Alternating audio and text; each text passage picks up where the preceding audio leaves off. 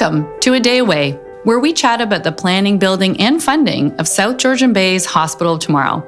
My name is Allison Smith, and if you're new here, I'm the Director of Communications for the CGMH Foundation and now podcast host. I'm a huge fan of the podcast medium as it really allows for deeper conversations and learning. A Day Away explores topics centered around CGMH's innovation, collaborative spirit, and the importance of rural medicine. Our hope with this podcast is that we can inform our community on the impact of your support and how you play such a vital role in the future of healthcare. Today, I will be speaking with the Collingwood General and Marine Hospital Board Chair, Barry Goodwin, and Hospital President and CEO, Michael Lacroix, about building a state-of-the-art hospital on Poplar Side Road here in South Georgian Bay. Barry Goodwin joined the CGMH board in 2020 and has served as chair since 2022. Barry was a professor at the University of Toronto's Monk's School of Global Affairs and Public Policy. He also had a long career as a senior executive with the Ontario and federal governments, where he oversaw large government agencies such as the LCBO and the OLG, as well as many regulatory agencies involved with public safety and consumer protection. He has developed significant amounts of legislation and worked in fields like economic development, trade, labor market policy, and infrastructure development. Michael Lacroix is the president and CEO of the Collingwood General and Marine Hospital. Prior to that appointment, he served as a vice president of corporate services and chief financial officer at CGMH from 2011 to 2022. Michael is a chartered professional accountant and holds a Master of Health Science degree from the University of Toronto and an honors Bachelor of Business Administration degree from Brock University. Michael is Lean Green Belt certified and also holds a Certified Health Executive designation from the Canadian College of Health Leaders. And lastly, about our hospital. CGMH is an 84-bed hospital located in Collingwood, Ontario, serving more than 73,000 permanent residents and over 3.5 million annual visitors to the communities of Osaga Beach, Collingwood, Clearview, the Blue Mountains, and parts of Grey Highlands. CGMH is the major trauma center for the South Georgian Bay region, with emergency visits averaging more than 37,000 annually. Thank you both for joining us today. Thank you for having us. Yes, our pleasure. Great. So I like to start out these sessions by asking a bit about your connection to South Georgian Bay. So Barry, maybe we can start with you. Sure. What brought you to the area? Well, it's a beautiful area. And as a child, my family would vacation here. And then for many years, I didn't really have much to do with South Georgian Bay. But when I started to look forward to retirement and where I'd like to spend my time, the area drew us back. First, wanting to get a weekend place just to enjoy it on a casual basis, and then eventually deciding, what the heck, let's make it the focus and make it our full-time home. So I did that back in 2018.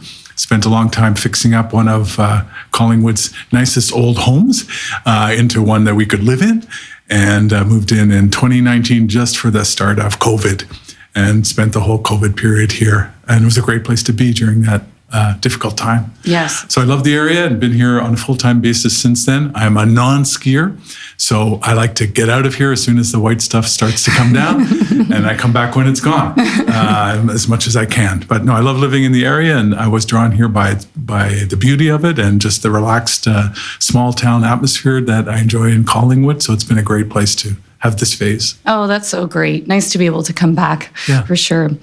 And how about you, Mike? What brought you here? So I feel like I've always been here. So really born and raised in the Penetanguishene Midland area. So on Georgian Bay virtually my entire life, and was fortunate enough to get my first job after university back in my hometown hospital. And the opportunity here in Collingwood presented in, I guess it was 2011, and made the shift over here. I'd like to think of Collingwood and the Midland Penetanguishene area as very similar. Obviously, Collingwood gets extra points for the ski hill. So I am a snowboarder, so I do frequent the hills in the winter. But I feel like I've just always been around Georgian Bay, and South Georgian Bay in particular is just that extra amount of recreation and beauty that it's a great place to live, as Barry said. Yes, I count my lucky stars in the fact that I get to live here as well. Barry, your wealth of expertise and experience is such an incredible asset to the hospital, especially during such a critical time in development. Why the hospital? Why CGMH? Great question. after we moved here and I stopped working full-time, was just doing a little consulting work, I really felt a strong need to get involved with something that was important to the town and the region.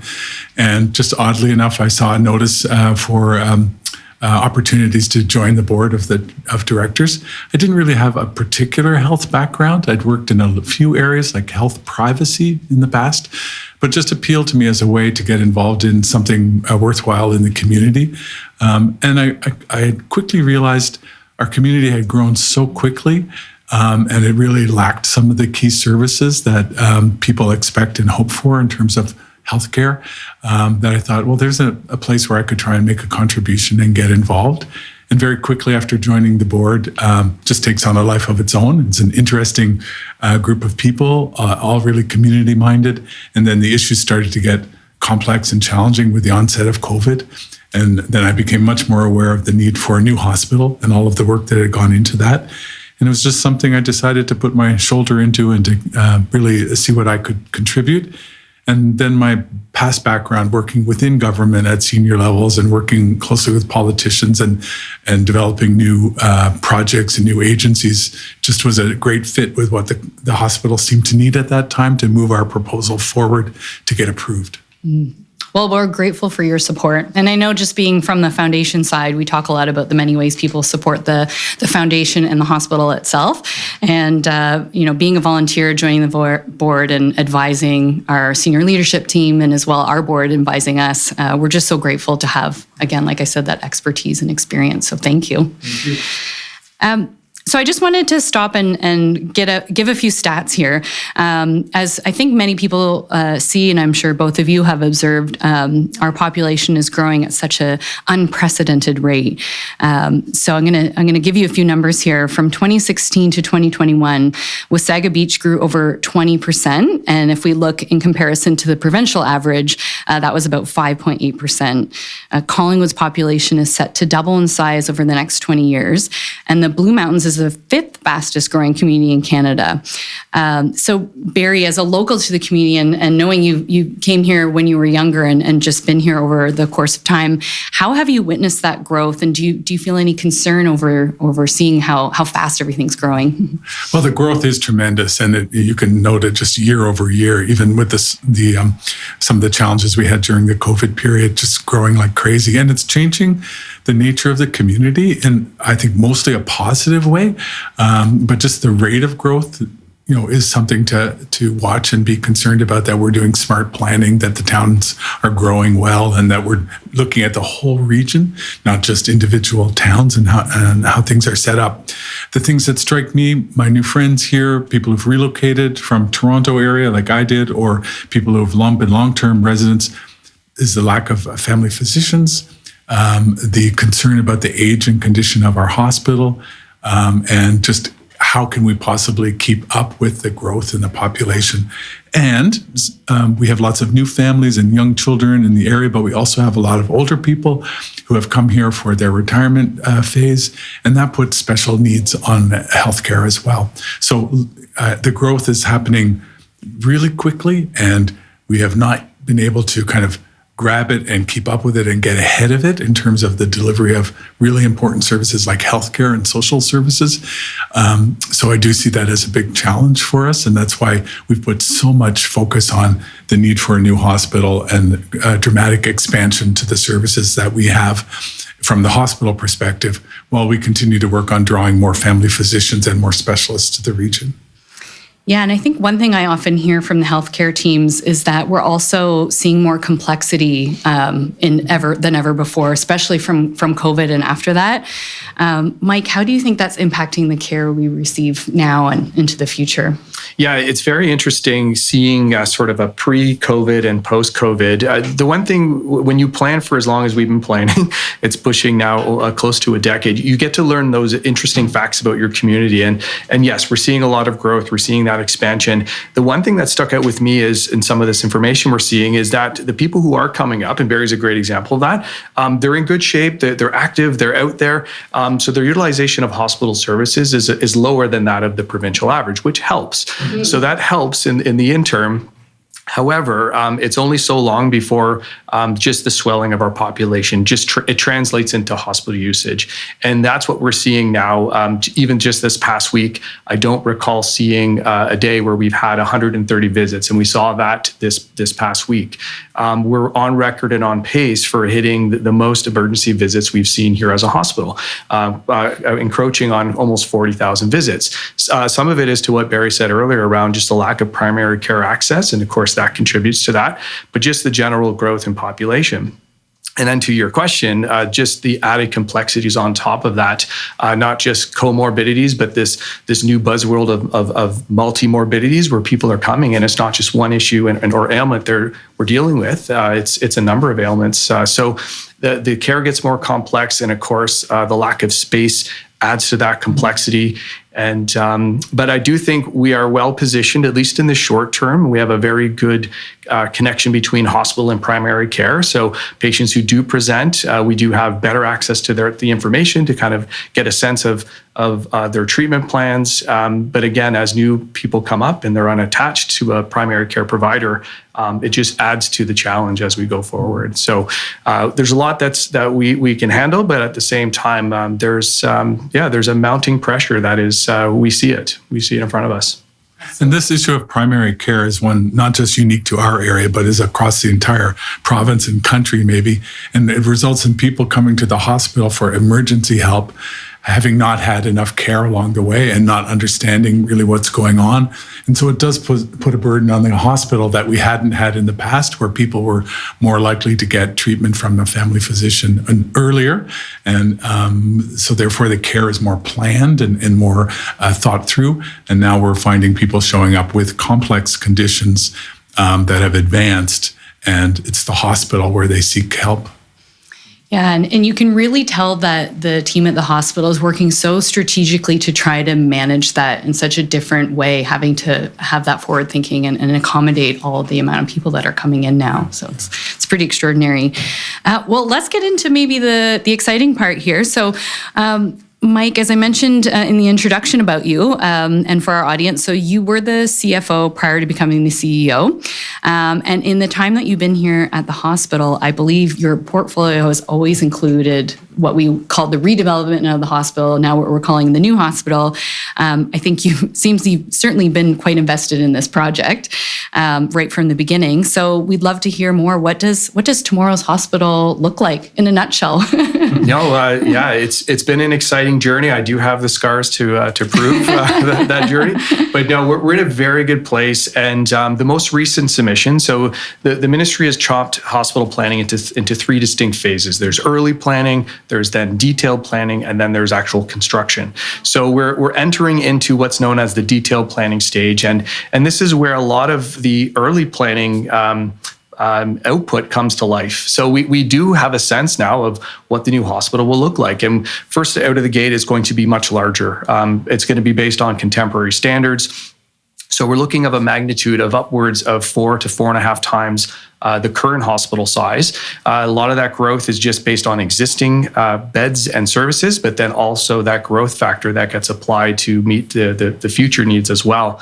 So it's a much larger hospital. Everyone I've talked to who has recently built one, they state you're going to need your running shoes because to get from point A to point B, it's a lot different than what we're used to here in our existing hospital. From a service perspective, general expansion across the board from just the size and the ability for us to service patients out of our emergency department. Our medical surgical beds have a growth factor of about 40% in terms of the total bed count. That also includes steady growth in our intensive care unit, our obstetrical unit. We're looking at some exciting new programs and services. So looking at, from an inpatient perspective, inpatient rehab beds. That's a service that we have not been able to provide over these years. We're also looking at the potential of new services as well that include inpatient mental health beds. So a little bit more work to do on that front, but we're very committed to making sure that we have very quick access to inpatient mental health services for the South Georgian Bay region. So that is not, I'll say, a fait accompli, but it's something that we are working towards as part of this detailed planning phase. And then just looking broadly looking at how we can extend existing partnerships with RVH, Aurelia Soldiers Memorial Hospital. How can we start to bring services, at least some in an outpatient format, here locally to South Georgian Bay? We still rely on our partners for regional cancer, for regional stroke and cardiac services, but there's a lot of services we can do here that just will negate that drive to Barrie or to Aurelia, or in some ways to Owen Sound. So I think that's, in a nutshell, what we're looking for and looking forward to in the new hospital is just more space, but then also expanded services to meet the future growth needs. Right. I think Mike hits on all the main elements of it, but I'd just like to focus on the emergency capacity, which would be more than 3 times larger than we have now. We have one of the largest emergency room demands in the province, and partly from our visitors and our recreational and ski area, but it's going to be more than 3 times larger and be able to be much more positive experience for patients needing care. And mental health. This was something that the board became very concerned about midway through our planning process, and we decided that we really had to have that capacity here in serving the Collingwood area and our whole region, and not rely on going an hour or more away for assistance. So we're working very hard to make sure that the ministry includes that in our plan so that we can have stronger mental health services in the future, along with the other elements that Mike mentioned. The sheer size improvement, private rooms for everyone, making it a much better experience for patients and their families, and for our staff. Delivering frontline healthcare services is a super challenging job. And our staff also need to have kind of the room and the facilities and the modernity and the equipment that they need to do what they can do. And it's so limited here in our current hospital because the size is just limited so much. This will give them what they need to really fully use their skills to serve patients. Yeah, there's just been an extraordinary amount of work that has gone into planning even thus far. How has the healthcare staff been involved in the planning up until now, and will they be involved in this detailed planning phase as well? Yeah, so we've early and often have got people to the table, and the good side of that is they get to be engaged, and they get to see what they would like to see put on paper, and hopefully that'll transform into the future hospital as well. I guess the downside is because it's such a long process, there are obviously big gaps in between. So it's the real challenge, I think, as we get into the detailed planning phase, is just re-energizing those conversations again. But our teams have been very much at the center of it all. Even in our ending of our early planning phase, we went into elements of the detailed plan, and we thought that was an important thing to do because we wanted to start getting and playing with the block schematics and looking at those departmental adjacencies and the flow, and I think that really engaged our team. I think it also really engaged the things that we knew early on, what we like and what we don't like. And really that is what we're getting into in this next detailed phase of planning, is really getting into the minutia of the block schematics and those adjacencies and flow, even to the detail of what rooms will be positioned where, and where will the outlets be positioned in those rooms. So I think the teams, it's very important that they're part of that journey. And there's also a lot that our teams can learn from other hospital builds as well. So part of this next phase is getting out there, informing ourselves of what is latest and greatest, what is best practice, what has worked for some recent hospitals who have opened new hospitals, and how can we apply those things here in our build in South Georgian Bay. I mean, this is a once in a generation, or maybe even longer than that, opportunity to create a new hospital. We want it to be as good as it can be from day one, and have the design be informed by the staff experience and the patient experience there, because this hospital will serve our communities for 50 years. And so we want it to be right from the beginning and not have to fix things. Yes, it is. I can't stop saying the word extraordinary, because it truly is. And there's just so much that goes on. And I think just having to balance operating and running a hospital in its present day and current form, while at the same time planning and building our future hospital, it's truly a lot. And then you add, COVID and all these other challenges on top of it. So I do really appreciate you joining our podcast and taking time for us. On that note, we often hear that CGMH punches above its weight. It's a term we hear quite often. Just to name a few things, our team has a proven track record of navigating rural trauma care with both expertise and efficiency.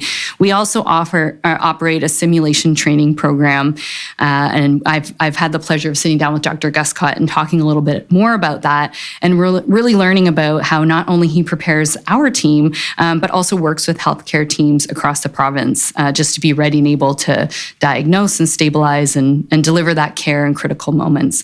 And then as well, we always love talking about the generosity of our donors and how, because of them, we're able to really invest in state-of-the-art equipment. And that's something that's very important to our team here at the hospital. And all of this really is just to ensure that we can be equipped and prepared to provide outstanding care for our community. All of this is happening, as we've mentioned, in this somewhat old, cramped, and inefficient building still. And we always say within these walls, our team is so fantastic. What challenges do you feel you're facing now, and what steps is CGMH taking to care for this growing population in the current facility? That's a loaded question. Maybe I'll start by saying, just addressing the punching above its weight class, and I think it's those two things you mentioned. It's our people, but it's our people combined with the generosity of our community to enable those ideas, those visions, getting the right equipment and tools in that will enable those great ideas to just come to fruition. So that's absolutely the secret sauce, I would say. And we're sitting in a room, and there's a banner here, so those on the who are listening to the podcast won't know what I'm saying. But I see a lot of great examples of some of those individuals who bring these things to light. Over the years, we have done a lot in this existing building. So as an example, there's a technology that is all within new hospitals. It's called Real-Time Location Services, RTLS for short. We put that in this building 10 years ago. One of those first hospitals that introduced those types of technologies because it enabled us to track assets. So what it is kind of an internal GPS and locating technology. In fact, I'm holding up my badge right now, and if I press the button, we'd have security running here because I've just called the code white. So it's that type of technology that we've not shied away from. We've brought it into our existing hospital. We also have other technology that we sort of pioneered that is now becoming the standard in most hospital builds, such as using UV technology for disinfecting and infection prevention control. Similar with the types of sinks that we're using, and even copper-infused toilet seats. So anything we can do to be innovative in our current space, we've done and we continue to do. I think what we're up against now is there's sort of that diminishing scale of what we can actually really do any further. And I think that's really where the new opportunity lies in the new hospital. A lot of what we've already tested over the years will be moved into that new space. But that is our challenge over the next, I'll say, 8 years or so is what more and how much more can we innovate? And of course, there is that balancing act of how much more do you invest in an old building and how much do you just focus on the net new, which is imminent. So it is a challenge, but I think like everything else, we've always been up for that challenge. We've always led in this innovative way. And a lot of it, as I just circle back, it's our people, it's our generous community. I do think that's how we've been able to punch above our weight for so long. Yeah, and I think one thing I would add, and what I feel like I've heard you both say consistently, is the collaboration and the ability to partner. So relying on our community partnerships, looking out into other communities at what they're doing, getting that research and whatnot. Partnership seems to really play a role and is probably very helpful. And I find sometimes those things are innovative too. It's not always necessarily about the equipment, but our ways of thinking. And when we are met with constraints, how can we really work to come up with a better solution using our creativity or imagination? Yeah. Mm-hmm. And Mike's even looking at partnering with groups that we haven't historically done. Like if we're concerned about mental health services in our communities, and we've always focused on Waypoint, Mike's also looking now towards Owen Sound. What is happening in Grey Bruce? Is there any way that we can partner on service delivery or client service with non-traditional partners who may have the ability or capacity to help with some of our needs? So we have to really strengthen and broaden our partnerships and look at every square foot within our facility, what needs to be in the hospital, what can be somewhere else, and what can we devote to patient care, and how can we just make it the best environment for patient care that we can. So we'll continue to look at all of that during the next 8 years or so, the period of time it'll take to finalize and build and get ready and open the new hospital. That's a long time.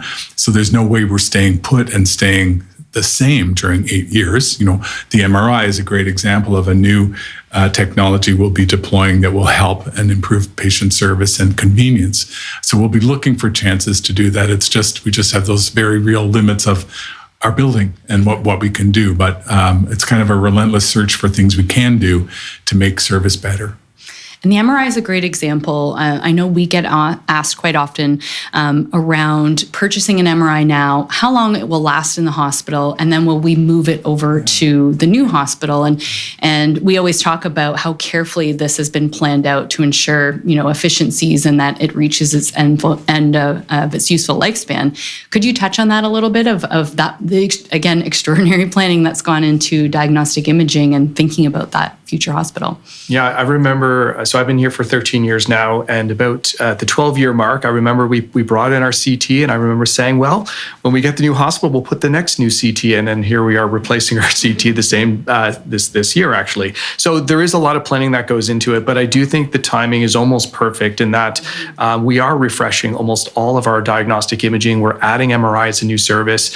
When the new hospital opens in that 8-year time frame, we will have fully exhausted all of this equipment. So again, the timing was perfect on many fronts. And yeah, we really look forward to the new hospital and some of the net new technology that we'll be able to bring there as well. And there will be some assets we'll be able to transfer over. So it won't be a complete changeover, but the diagnostics are probably those are the things that are bolted down. They're very expensive to move.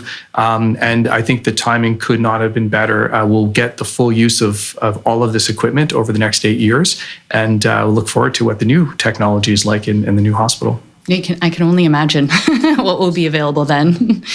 And I know there isn't a set plan yet, but the space that we are in now, in the current space, are there future plans for this building? And once we've moved out?